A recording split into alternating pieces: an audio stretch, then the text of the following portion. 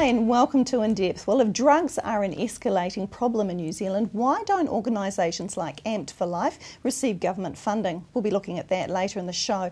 But up first, there are two men vying for positions that the Prime Minister Helen Clark has held for quite some years. One, of course, is the National Party leader John Key. The other is the national candidate for Mount Albert electorate, Pastor Ravi Musuku. Ravi joins us now. Welcome to the show. Good morning, Janine. Good morning. Well, then you've actually stood before, back in 2005. You stood for the Mount Albert electorate. You didn't get the seat and you didn't make it into Parliament. How are you feeling now about campaigning again against the Prime Minister? Well, I narrowly missed entering Parliament in 2005, so I have not given up. I continued to work in Mount Albert in the past 3 years, and I'm back again in the fray. Of course, we all know that Helen Clark has had a range of experience. She's got lots of political years behind her and probably very well loved in the electorate as well. What chance do you think you've got of winning the seat? Well, I've got a great chance of winning the seat. You will see that on the November 8th. People love me, and electorate, as I move around, people are so encouraging. And they have given me a lot of support, and the response has been overwhelming. So I hope to win the seat this time. What skills and experience do you bring to the role? Well, I mean, I have been involved with the communities right from my childhood, actually. So it's in my DNA to be involved with people, especially people who are downtrodden and oppressed and who are neglected. I tend to stand alongside them and help them and bring them on par with others. And that's what I have been doing ever since I came to New Zealand, started helping the migrants, children and youth, and so many other things I have been doing. So the voters in my electorate are aware of what I've been doing, and they are very supportive of me. It's quite unusual for an immigrant to move into politics, and even more unusual for a pastor. Can you tell us why you chose to do that? It's very unusual.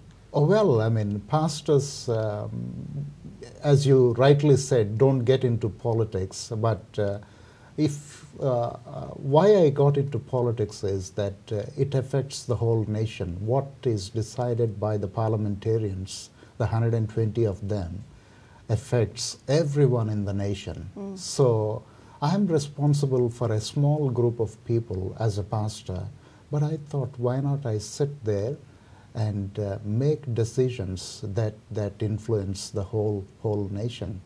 And the reason why I got into politics in New Zealand has been that the decisions that have been made in the parliament, I did not agree with them, especially they are spoiling the families, and they are not pro-family. So it's adversely affecting the nation. That's the reason why I said enough is enough. Now we must, I put my foot down and said we must stop all this. I know you've been here for 10 years, Ravi, but do you think you have a clear understanding of what New Zealanders want? You weren't born and bred here. Yes, when you want to get into something, you learn. Even though I was not born and raised in New Zealand, I've been here for 10 years, and I've been closely following what's been happening in the country. It's not me who wanted who wanted to be in politics. It's the National Party, and it's the people of New Zealand. They heard my passion. They have seen me what I've been doing. And they invited me to join the politics so that I could make a greater contribution to New Zealand. I have a fairly good understanding of the issues. For example, I was speaking at the national conference a few months ago, and the delegates, about 600 of them were there, and they were amazed at the insights I have shared with them about New Zealand and the issues that the nation has been facing and the solutions that I provided to them. They said, I mean, it's amazing to hear this from a migrant who has been here for 10 years, and we ourselves don't have this kind of understanding of New Zealand and the problems that the country is facing. The church denomination, the Baptist movement, and your personal church elders and members, do they support you in this? I mean, are you going to give up the role if you make it into Parliament? Oh, the first thing when the party approached me to stand for election, I went to my church elders and the leadership, and they fully supported me. It didn't matter to them whether I stood from National Party or some other party. Is that not concerning, that they don't mind which party you stand for? Well, I mean, they know me, and they know that I stand for truth, I stand for justice, and I stand for righteousness. That means doing what is right. So whichever party I am in, they didn't go into those details. They support Ravi, and he stands for a good cause all the time. So that's what they said. We are behind you.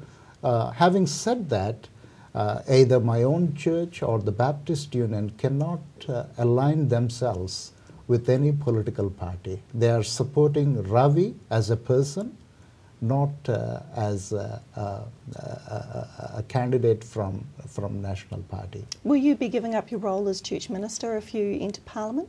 Well, I can't be doing the same things what I've been doing, but I don't think I can ever give up the role of being a pastor. I would be a pastor to a larger group of people, as I said. Now I've been handling a smaller group of people, and one of the reporters asked me, why did you choose to be in politics and a parish priest? I said, now the whole of Mount Albert is my parish, so I have a bigger role. Now, you've been in the country, as we've mentioned, for 10 years. You immigrated